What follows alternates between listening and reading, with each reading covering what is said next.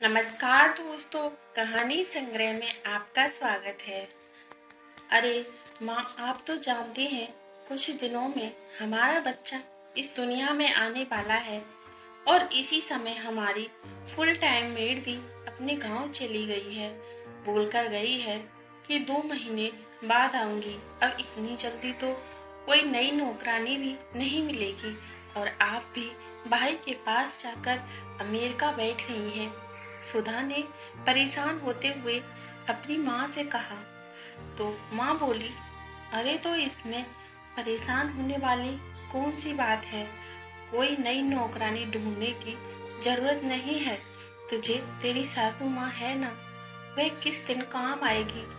भली चंगी तो है, अभी समधन जी, और फिर तू तो उन्हें दादी बनाने जा रही है। इतना तो कर ही सकती है ना वह तुम्हारे लिए। जब तक जरूरत हो तब तक काम करवाना, फिर उन्हें चलता कर देना अपने घर। अपनी माँ की इन बातों को सुनकर सुधा की आंखों में चमक आ गई। माँ, ये तो बहुत अच्छा आइडिया दिया तुमने। शाम को जब उसका पति घर आया तो सुधा मासूमियत का मुखौटा लगाए उसे चाय देने लगी।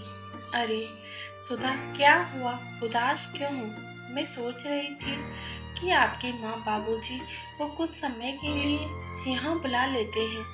लेकिन वह लेकिन क्या। लेकिन पिछली बार जो हुआ था उसकी वजह से कहीं सासू माँ नाराज तो नहीं। अरे नहीं, मैं अपने माँ बाबूजी को अच्छे से जानता हूँ।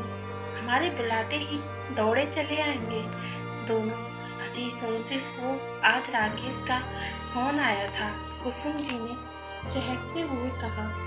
तो रमेश जी की तो जैसे खुशी का ठिकाना ही नहीं रहा। अच्छा, इतने दिनों बाद चलो, याद तो किया उसने। क्या कहा, ठीक तो है वहाँ सब। दरअसल बहू की डिलीवरी का समय नजदीक आ रहा है तो अपने घर बुला रहा था हम दोनों को। बेटे से बात करके तो कुसुम जी की खुशियाँ सातवें आसमान पर थी। लेकिन अचानक ही कुसुम जी पिछली बातों को याद करके उदास हो गई। दरअसल 1 वर्ष पहले कुसुम जी और रमेश जी अपने बेटे बहू के घर कुछ दिन बिताने के लिए गए थे। उनकी बहू सुधा जान चुकी थी कि उसकी सास बिल्कुल सीधी सादी है, तो उसने इस बात का फायदा उठाना शुरू कर दिया। सारा दिन बिजी रहने का बहाना करती, वह सारा काम अपनी सासू माँ पर ही डाल देती। ये देखकर रमेश जी को अच्छा नहीं लगता तो बहू से बोले, बहू, तुम्हारी सासू माँ की उम्र हो गई है, थक जाती है, थोड़ा सा काम तुम भी करवा दिया करो। इतना कहने पर देर थी कि बहू ने तो हंगामा खड़ा कर दिया और खूब खरी खोटी सुनाई कुसुम जी और रमेश जी को। चुपचाप खड़े अपमान सहते रहे और राकेश अपनी पत्नी के सामने कुछ बोल न सका। कुसुम जी और रमेश जी अपने सम्मान की रक्षा करते हुए अपने घर वापस आ गए। कुसुम जी पिछली यादों में घूमती, इतने में रमेश जी बोले, अरे कुसुम, किन बातों में खो गई। तुम अभी तक सो ही रही हो, जल्दी से सामान पैक करो। रमेश जी ने अपनी पत्नी कुसुम से कहा।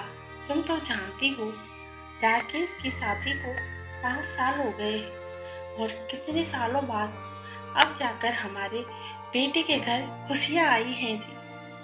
ठीक है, मैं जरा नीलम को बोलकर आती हूँ कि हम कुछ समय के लिए अपने बेटे के घर जा रहे हैं। दरअसल रमेश जी और कुसुम जी ने अपने घर का एक हिस्सा किराए पर दिया हुआ था। नीलम और अजय अपने प्यारे से बेटे वंश के साथ रहते थे। वे दोनों घर पर ही टिफिन सर्विस का काम करते थे। पास में ही गर्ल्स हॉस्टल था तो उनका धंधा भी अच्छा चल रहा था।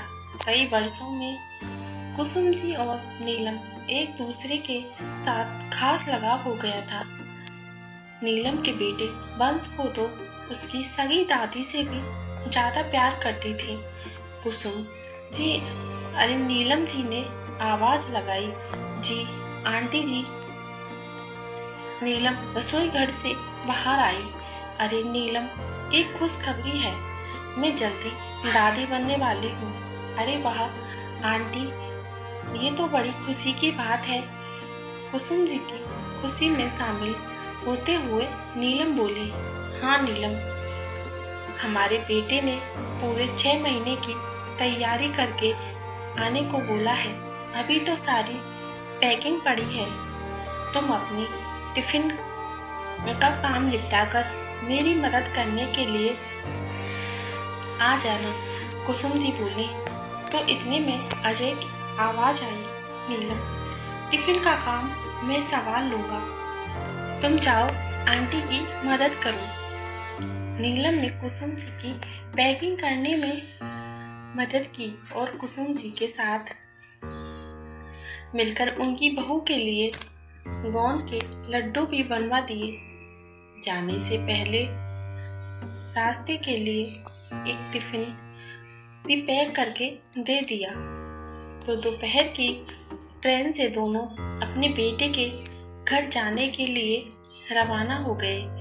उधर राकेश उन्हें स्टेशन से कार में बैठाकर घर ले आया। जैसे ही घर पहुंचे तो बहू ने मिलकर कुसुम जी और रमेश जी से मन खोलकर उसे ढेरों आशीर्वाद लिया। कुसुम जी ने घर पहुंचते ही घर के सारे कामों की जिम्मेदारी ले ली। सारा काम घर में जो काम वाली बाई के अनुपस्थिति में बिखरा हुआ था, कुसुम जी ने आते ही बड़ी कुशलता के साथ सुव्यवस्थित कर दिया। रोजाना पौष्टिक खाना बनाकर खिलाया। बहू की बातों में जैसे मिश्री सी घुल गई थी। सारा दिन माँ ही माँ करके उनसे अपने सारे काम करवा लेती थी। नियत समय पर सुधा ने बच्ची को जन्म दिया। दादा दादी के तो जैसे पांव ही जमीन पर नहीं पड़ रहे थे। ये तो बिल्कुल मुझ पर गई है। कुसुम जी पोती को देखते हुए बोली। जी नहीं, मेरी पोती के नैन नक्श तो बिल्कुल मेरे जैसे हैं। अरे इसने तो मुझे गीला कर दिया। रमेश जी बच्ची को कुसुम जी को देते हुए बोले। सभी लोग ठहाके लगाकर हंस दिए। बच्ची होने के बाद कुसुम जी ने बहू की खूब सेवा की। बच्ची का ख्याल रखना, रसोई घर का काम और बहू के लिए अलग से खाना पकाना। कुसुम जी की उम्र हो चुकी थी, लेकिन फिर भी बहू को कोई तकलीफ ना हो, यह सोचकर सारा दिन अपनी बहू और बच्ची की सेवा में हाजिर रहती। उनके घुटनों में भी दर्द रहता था। इसके बावजूद कुसुम जी सारा काम बड़ी कुशलता के साथ कर रही थी। रमेश जी घर के कामों में उनका हाथ बटा देते। देखते देखते 2 महीने बीत गए। बच्ची के लाड़ प्यार में कुसुम जी और रमेश जी का समय कैसे बीता पता ही नहीं चला। धीरे धीरे बच्ची को भी अपने दादा दादी के हाथों की पहचान हो गई। यह बात बहू सुधा को खटकने लगी। कुछ दिनों के बाद सुधा की काम वाली बाई अपने गांव से वापस लौट आई। कुसुम जी के मना करने पर भी उसे रख लिया, यह कहते हुए कि उसे काम पर बुला लिया कि माँ जी दिन भर काम करके और बच्ची को संभाल कर थक जाती हैं। एक दिन कुसुम जी बच्ची को चम्मच से दूध पिला रही थी तो बच्ची ने थोड़ी खांसी करते हुए उल्टी कर दी। बस फिर क्या था, सुधा को तो जैसे बहाना मिल गया अपनी सासू माँ पर कटाक्ष करने का। सुधा और राकेश ने बच्ची की सारी जिम्मेदारी आया को दे दी, लेकिन कुसुम जी का मोह तो बच्ची में ही अटका हुआ था। इसलिए ममता बस कभी कभी बच्ची को उठा लेती थी। एक दिन जब दोनों बेटा बहू बाहर गए थे तो बच्ची को आया को देकर गए थे। बच्ची लगातार रोए जा रही थी। आया उसे चुप करने की कोशिश करती, लेकिन बच्ची का रोना बंद नहीं हो रहा था। कुसुम जी से बच्ची का रोना देखा नहीं गया और आया के हाथ से बच्ची को ले लिया और उसकी नाभि पर हींग लगाने लगी। बच्ची चुप हो गई और दादी का स्पर्श पाकर मुस्कुरा दी। कुछ देर में बेटा बहू वापस आए तो आया ने उनके कान भर दिए। मैडम, जब मेरी जरूरत ही नहीं थी तो मुझे काम पर रखा ही क्यों? आपके सास ससुर तो बच्चे को छूने भी नहीं देते, मुझे झट से छीन लिया। अब मैं आपके घर काम नहीं करूंगी। दोनों पति पत्नी कुसुम जी पर बरस पड़ी और आया को मनाने लगी। कुसुम जी और रमेश जी अपमान की घूंट पीकर रह गए। करते भी क्या, बच्चे के मुंह में बेटा मुंह का घर भी तो छोड़कर नहीं जाना चाहते थे। कुसुम जी कमरे में जाकर आंसू बहाने लगी। बहू तो पराये घर से आई थी, लेकिन बेटा तो अपना ही था। अब तो शर्म आती है मुझे उसे अपना बेटा कहते हुए। अब तो ये हाल हो गया था कि सारा दिन बैठकर बच्ची को आया संभालने लगी और बहू अपनी माँ के साथ फोन पर बतियाती रहती और कुसुम जी रसोई घर के सारे काम की जिम्मेदारी संभालती। यहाँ तक कि आया का खाना भी कुसुम जी को बनाना पड़ता था और रमेश जी अपनी पत्नी की ये हालत देखकर मन ही मन उड़ते रहते। एक दिन बहू सुधा ने सासू माँ से कहा, मम्मी जी, मेरी कुछ सहेलियाँ घर आ रही हैं तो उनके लिए कुछ स्नैक्स वगैरह का इंतजाम कर देना और चाय कॉफी भी बना देना। शाम को जब बहू की सहेलियाँ घर आईं तो पूरे आदर सम्मान के साथ कुसुम जी ने उन्हें बिठाया। अपने हाथों के बने लजीज स्नैक्स बनाकर खिलाए। उनकी खूब भगत की और रसोई घर में जाकर बर्तन साफ करने लगी। लेकिन अचानक उन्होंने जो सुना उन्हें अपने कानों पर यकीन नहीं हुआ। बहू की सहेलियां उससे कह रही थी, सुधा, तुझे काम वाली बाई तो बहुत अच्छी मिली है, इतना लजीज खाना बनाती है, कितनी पगार लेती है, हमारे लिए भी काम वाली ढूंढ दो। ऐसा सुनकर सुधा हंस पड़ी, लेकिन उसे इतना भी नहीं कहा गया कि नौकरानी नहीं बल्कि उसकी सासू माँ है। थोड़ी देर बाद कुसुम जी अपने हाथ धोकर अंदर आई और सबके साथ बैठ गई। बहू की सहेलियां कुछ बातें करने लगी तो कुसुम जी बोली, आप लोगों की जानकारी के लिए बता दूं कि मैं कोई नौकरानी नहीं बल्कि आपकी सहेली की सास हूँ। आपकी सहेली ने आपको बताया नहीं तो सोचा मैं ही बता दूं। सारी सहेलियां चौंक गईं और हैरानी से सुधा की तरफ देखने लगी। कुसुम जी बोली, बहू, माना कि घर में नौकरानी रखना तुम्हारे लिए स्टेटस से मान बढ़ता है, लेकिन अपनी ही सास को नौकरानी करार देना कहाँ का स्टेटस है। बहू की मुँह तन गई। उस समय तो वह चुप रही, लेकिन अपनी सहेलियों के जाने के बाद उसने हंगामा खड़ा कर दिया। माँ पिताजी के लिए हैरानी की बात तो यह थी कि उनका अपना बेटा भी उनका पक्ष नहीं समझ पाया। माँ, अपनी सी छोटी सी बात पर बात का पतंगड़ बनाने की क्या जरूरत थी? आपको राकेश बोला तो रमेश जी, जो आज तक अपने बच्चे के मुंह में अपना मुंह बंद किए बैठे थे, अपना धीरज खो बैठे। छोटी सी बात, तुम्हारी माँ को यहाँ नौकरानी की संज्ञा दे दी गई और तुम्हें छोटी सी बात लगती है। माफ करना बेटा, आज तक हम सब कुछ चुपचाप सहन कर रहे थे, पर अब पानी सर से ऊपर जा चुका है। अब यदि हम दोनों इस घर में एक पल के लिए रुके तो यह मेरी पत्नी के अपमान होगा। कहते हुए रमेश जी अपनी पत्नी के साथ अपना सामान पैक करने लगे, यह सोचकर कि कहीं बच्ची का मुंह रोक ना ले। उससे दूर से ही देखकर निकल गई।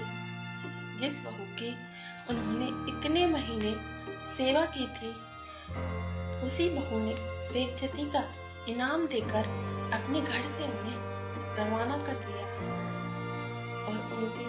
अपने बेटे ने उन्हें रोका तक नहीं। रमेश जी और कुसुम जी पहली ट्रेन पकड़कर घर वापस लौट आए। वह रहकर एक ही प्रश्न दोनों को परेशान कर रहा था कि उम्र के पड़ाव में जब बच्चों की सबसे ज्यादा आवश्यकता होती है वे कैसे गुजारा करेंगे। महीने के किराए के अतिरिक्त और कोई कमाई का साधन भी तो नहीं था दोनों के पास, और सारी जमा पूंजी उन्होंने अपने बेटे की पढ़ाई पर और उसके सेटल होने में खर्च कर दी। रमेश जी को दिल ही दिल में यह बातें कचोट रही थी। घर पहुंचते ही जैसे ही घंटी बजाई, नीलम और अजय के बाहर आने से पहले बंस बाहर आ गया। अरे दादा दादी आ गए, आप कहाँ गए थे हमें छोड़कर। नीलम ने दरवाजा खोला तो उन दोनों ने बंस को अपने आलिंगन में ले लिया।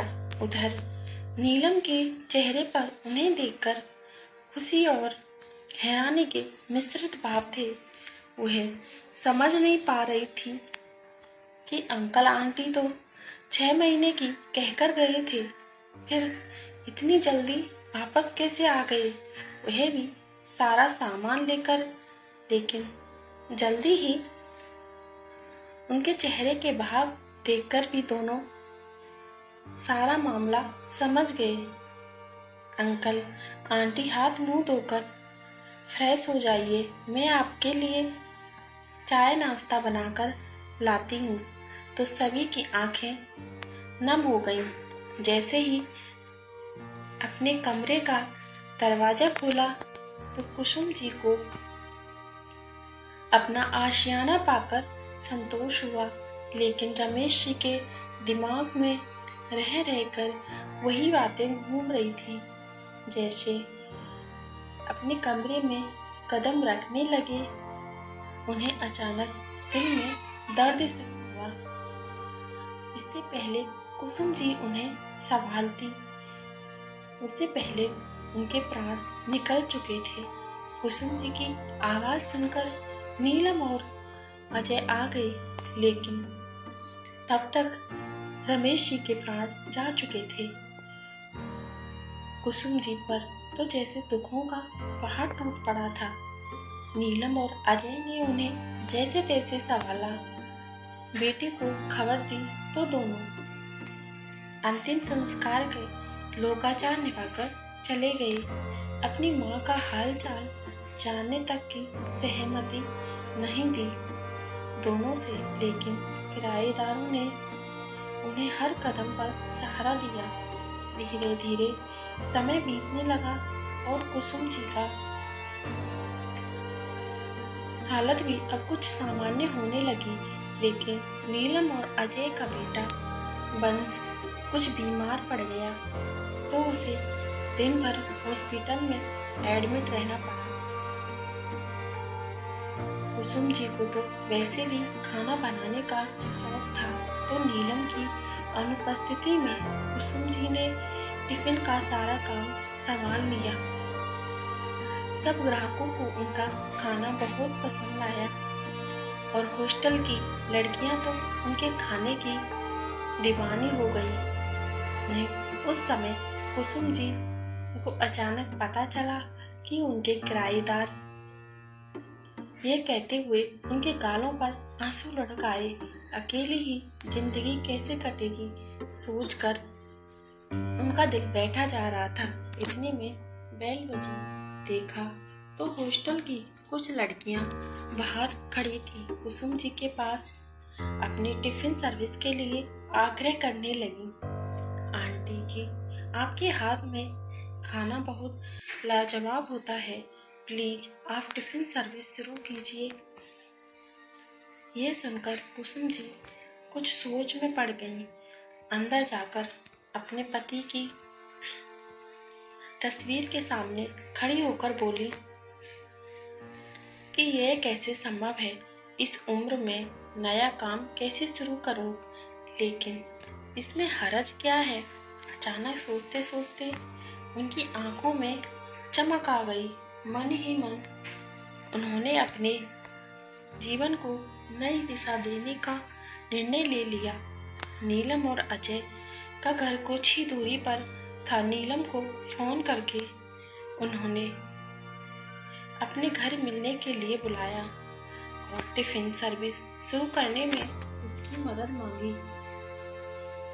2 ही दिन में नीलम की मदद से कुसुम जी ने अपना काम शुरू कर लिया और अपनी मदद करने के लिए 2 लड़कियां भी रख ली जो सारा दिन भाग दौड़ का काम संभालती। कुछ ही दिनों में उन्हें अच्छी कमाई होने लगी। कुछ हॉस्टल की लड़कियां कुसुम जी से इतना लगाव हो गया कि उनके घर किराए पर भी रहने लगी।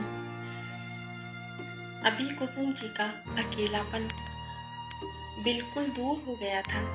एक दिन कुछ लड़कों ने कुसुम जी के खाने की तारीफ करते हुए उनकी वीडियो बनाकर सोशल मीडिया पर डाल दी। देखते ही देखते वीडियो तो जैसे आग की तरह फैल गई और कुसुम जी के बने खाने की चर्चा दूर दूर तक होने लगी। अब तो उनका काम और भी बढ़ गया। उधर उनकी बहू ने जब वीडियो देखी तो उसकी हालत ऐसी हो गई जैसे काटो तो खून नहीं। तुरंत राकेश को दिखाते हुए बोली, देखो तुम्हारी माँ के खाने की चर्चा पूरे देश में हो रही है। कितना कमाती होगी, बाप रे बाप। तुम्हारी नौकरी से तो हमारे घर का खर्चा चलना भी बड़ी मुश्किल से चलता है। अपनी माँ से ही कुछ मदद मांग लो। उनका काम इतना अच्छा चल रहा है तो क्यों ना हम उनके पास जाकर रहे। और वैसे भी तुम्हारे पिताजी अब नहीं रहे तो माँ को भी अकेलापन लगता होगा। ये सब देखकर राकेश की हैरानी का तो ठिकाना नहीं रहा। पत्नी का कहना मानकर राकेश ने अपनी माँ के पास जाने का फैसला किया। अगले ही दिन दोनों अपनी बेटी के साथ कुसुम जी के घर पहुंच गए। वहां का दृश्य देखकर बहू की आंखें फटी की फटी रह गईं। वहां तो जैसे मेला सा लगा हुआ था।